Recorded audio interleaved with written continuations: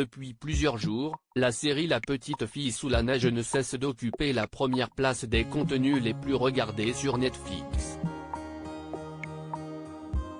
En cause, l'histoire bouleversante de l'enlèvement d'une fillette.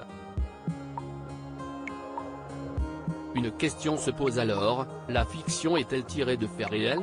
Encore une fois, Netflix a fait fort avec la sortie d'une nouvelle fiction intitulée La Petite Fille sous la neige.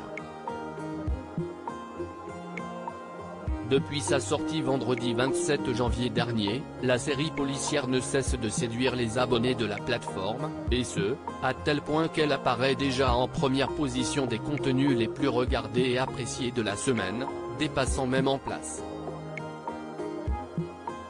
Il faut dire que son scénario a de quoi tenir les amateurs de suspense en haleine. L'histoire raconte l'enlèvement d'Amaya, une petite fille âgée de 6 ans, lors d'un défilé dans les rues de Malaga, en Espagne.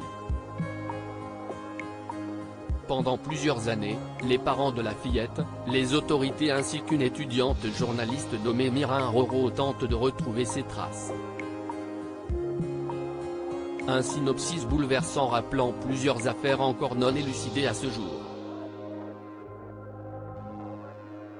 Pourtant, contrairement à ce que certains pourraient penser, l'histoire n'est pas tirée de faits réels.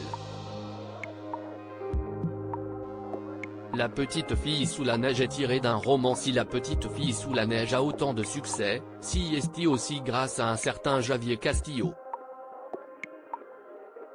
Ce dernier est effectivement l'auteur du livre qui a inspiré la série. Seule différence avec la fiction, dans l'ouvrage de l'écrivain, l'enlèvement de la fillette ne se déroule pas à Malaga, mais à New York, aux États-Unis pendant la parade de Thanksgiving de 1998. Aujourd'hui, Javier Castillo n'est pas peu fier de son livre, ainsi que de la série. En même temps, El Cuco de Cristal, le titre hispanique de son ouvrage, est le livre le plus vendu en Espagne et La Petite Fille sous la neige la série la plus regardée en Espagne et la deuxième la plus regardée au monde sur Netflix. Un rêve qui se réalise, a-t-il déclaré sur Twitter.